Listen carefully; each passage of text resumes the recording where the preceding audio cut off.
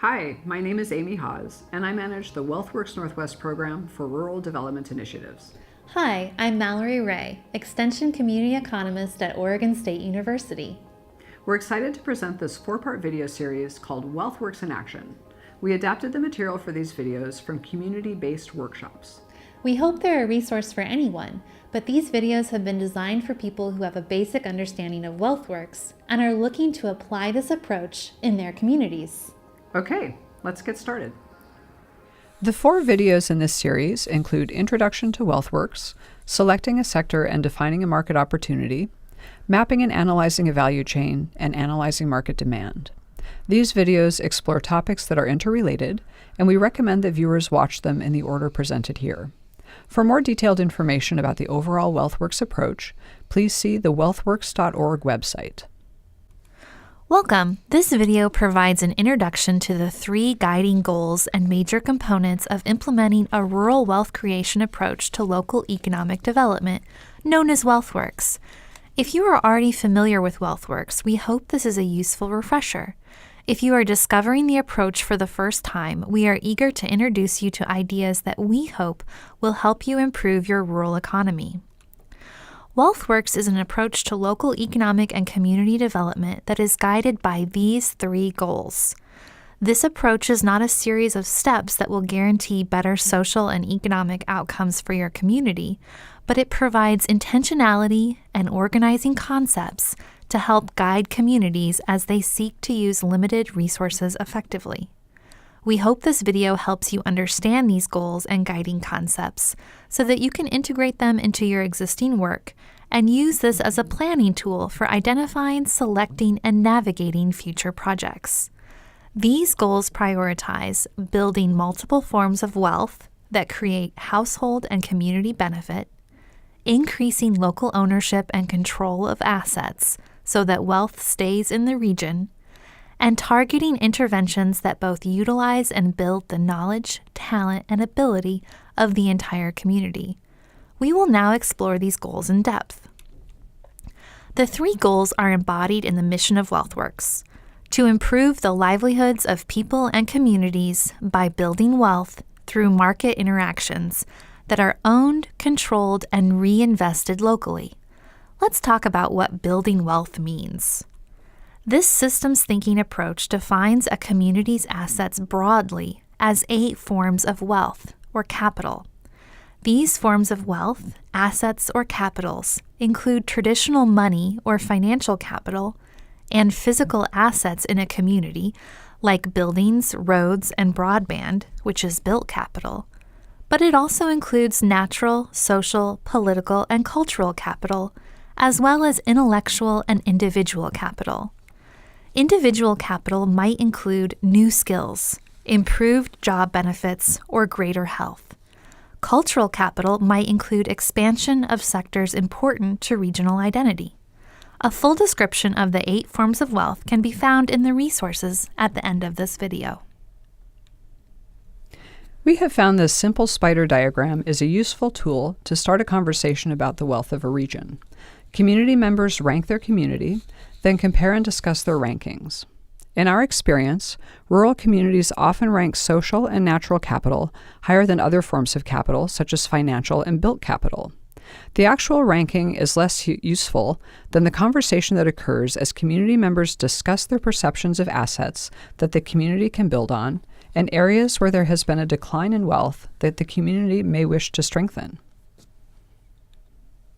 Now we will discuss the second goal, an intentional focus on the ownership and control of assets and wealth in a community. As you build business opportunities, seek ways to retain local ownership of a community's wealth in the form of all 8 capitals so that more of the benefits and the decisions about how to use assets can remain in and be made by the community.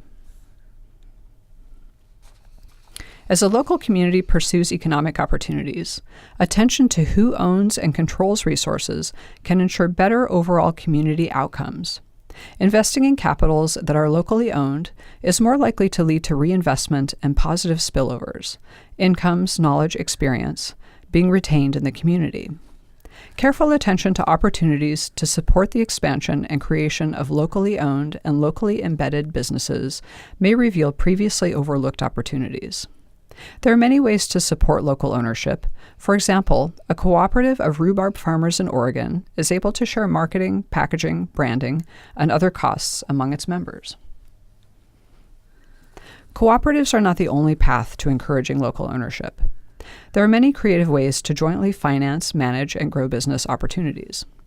For example, on the Oregon coast, research found that over time, fishing permits were shifting into the hands of larger and larger companies, often not based in the local community.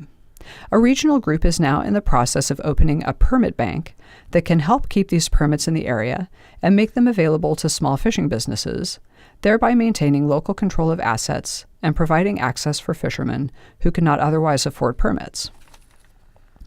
A description of these practices and more examples of local ownership can be found on the list of references at the end of this video.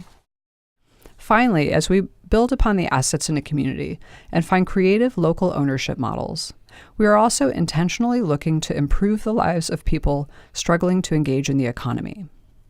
WealthWorks practitioners must be able to identify a group of people who have unequal access to economic participation and design their efforts to directly address this.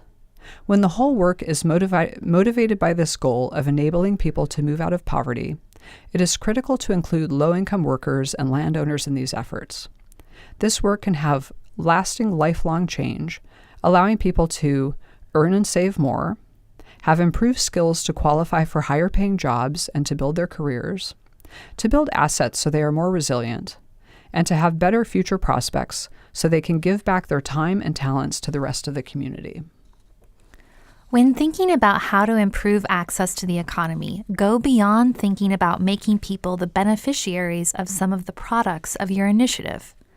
This is important, but it doesn't put people in the best position to transform their lives. Create more opportunity by looking for ways to engage people as employees, and don't overlook existing small businesses and landowners in your region. To be transformative in this effort, you need people who are struggling economically to be involved in the group's planning and decision-making in order to benefit from their experiences and perspectives. The Kentucky Clean Energy Initiative is a coordinated effort to address rising electricity costs. Rural electric cooperatives, local utilities, small businesses, and homeowners are working together to improve energy efficiency standards of buildings. The project was creative by providing upfront financing to low-income customers to allow them to afford efficiency upgrades. The cost of improvements are paid back through savings on their electricity bills. During their pilot project stage, 4 rural electric cooperatives were able to save local businesses and consumers more than $2.5 million in cost, while creating 32 jobs for retrofit contractors, 18 of which went to low-income contractors. A regional community bank in the Arkansas Delta saw that growing demand for biofuels represented a new opportunity for farmers to grow Camelina, an oil-rich seed and a new bioenergy source. Farmers are able to plant and harvest this crop during their off-season without compromising their existing growing schedule, adding to their bottom lines. The group has worked with area universities to build microprocessors, which convert the seeds and other wastes into biofuel. Local governments are the first buyers that have committed to using the biofuel in school buses and garbage trucks, guaranteeing to purchase set quantities at a stable and competitive price. This work is creating a value chain around underutilized assets and increasing the wealth that can stay within the region. Learn more about these 2 projects and others at wealthworks.org. Integrating these 3 goals into the way you approach local economic development may not be easy. It may require a fundamental shift in the way decision-makers think about a place and its future. But we believe these 3 goals will create the possibility for this work to transform your region, building more wealth and increasing the benefits and control of that wealth by local people in a way that expands access to the economy and leads to lasting change. We have talked about why to use the WealthWorks approach, that is, to achieve its three main goals of wealth building, local ownership, and improved livelihoods. Now we would like to talk about how it looks in practice. There are a few basic concepts that can guide you as you carry out this work, but keep in mind that every situation is different, so the WealthWorks approach will need to be tailored to each individual context. WealthWorks is a hybrid of community and economic development.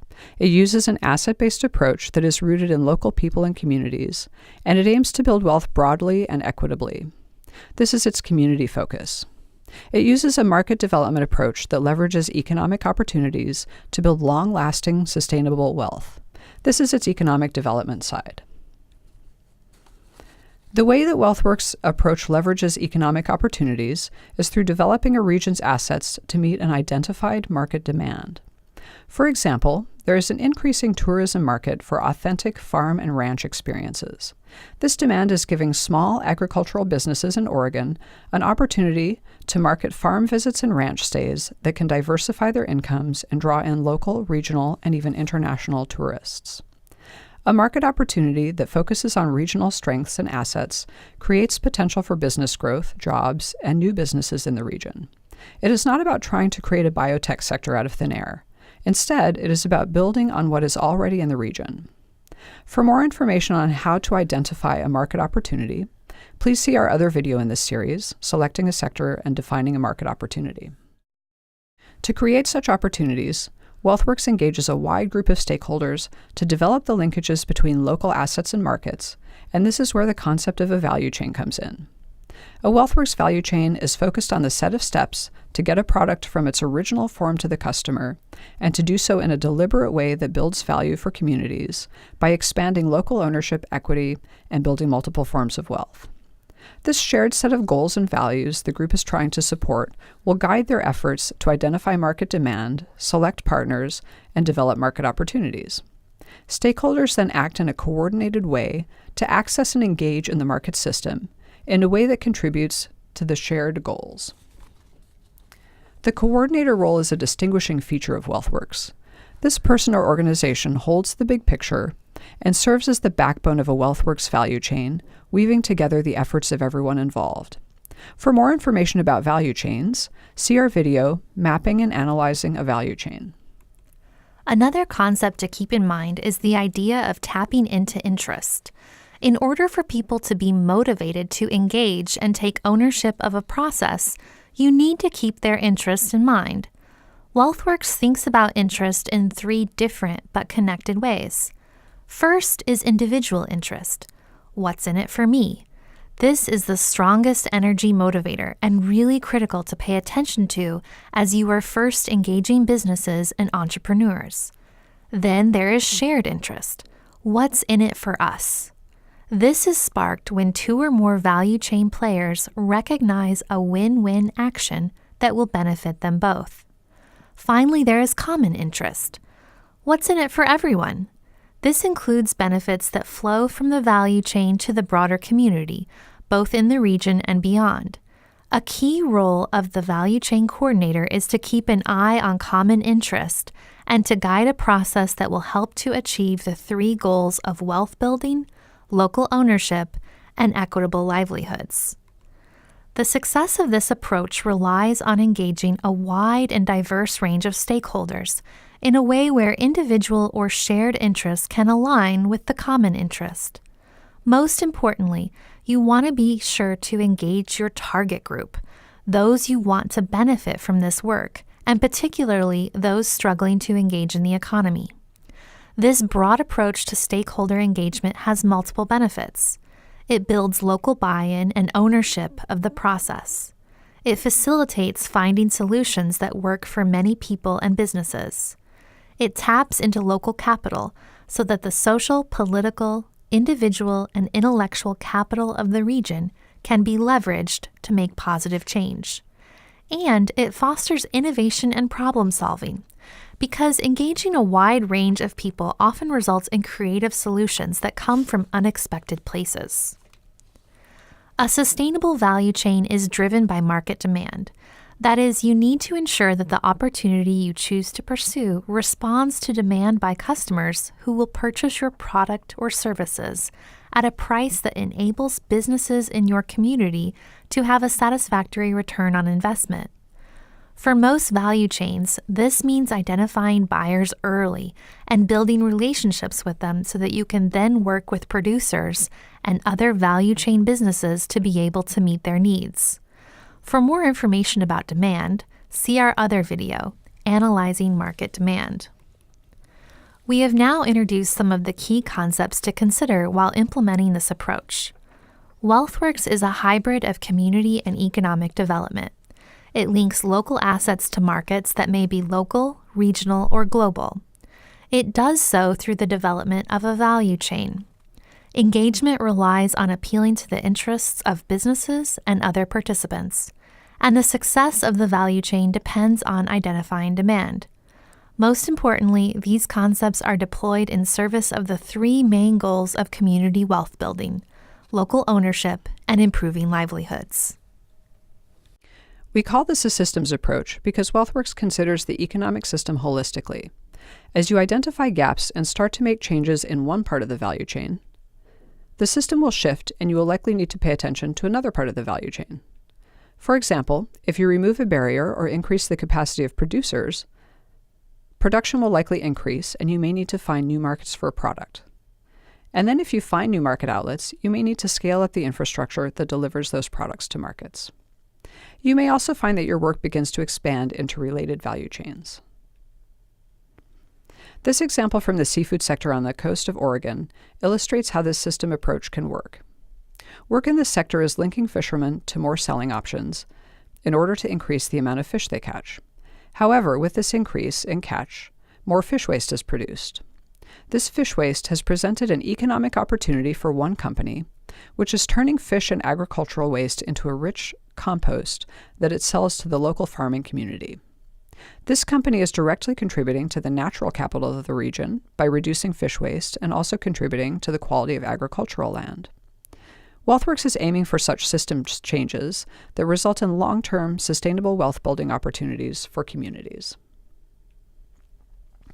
Many of the ideas that make up the WealthWorks approach may feel familiar to you. WealthWorks is not a radical departure from past community and economic development approaches, but rather it thoughtfully draws from and reinforces many concepts and fields of expertise that you might already know and use. Now I'd like to take a moment to talk about how the process might unfold. As we mentioned before, WealthWorks is a flexible framework that needs to be tailored to your specific context. So how the process unfolds might look different every time. In our experience, the process unfolds in a series of overlapping phases that look something like this. The first phase, startup, begins with a person or group of people rallying around the idea of applying the WealthWorks approach in their region. This phase includes setting goals and defining a target group to be involved in and benefit from the process, and then focusing in on specific sector or related market opportunity that has potential to benefit a sufficient number of people and businesses. The second phase, exploration, involves carrying out further research about that market opportunity, including mapping and analyzing the value chain, engaging a broad set of stakeholders, and carrying out demand research. Sometimes a group may realize that an idea they thought was promising will only benefit a small number of businesses or a handful of producers. The group will likely want to refocus their efforts on another potential market opportunity so that their collective energy can have a greater impact. The third phase, which we are calling proof of concept, is when actions are taken and investments are made to develop the value chain and build wealth. This work often happens at a small scale initially. Also, much of the work from the exploration phase will continue in this phase, such as refining the value chain map, further demand research, and expanding stakeholder engagement.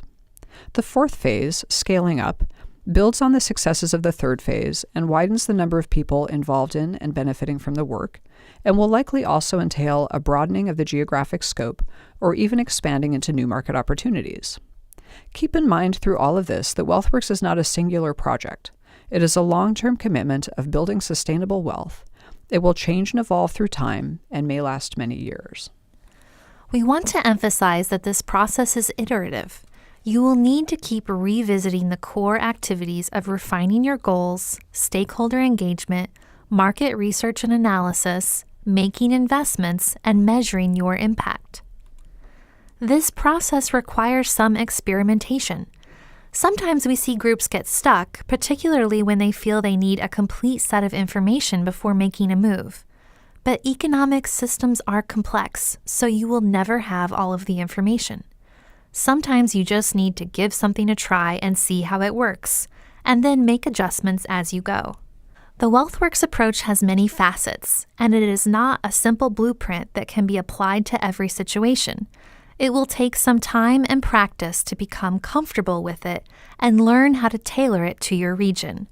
Our hope is that this video series can help you as you begin this process. To help keep your focus, always come back to your core values to check and see if you are staying on the right path. The goal of WealthWorks is not simply delivering a product to market. It is doing so in a way that helps build wealth that sticks and that delivers better livelihoods for more people, places, and firms in your community. WealthWorks has a network of national practitioners supported by 6 regional hubs. Please reach out to the hub closest to your region for more information and support. You can find resources related to this topic here and by exploring the wealthworks.org website. Thank you.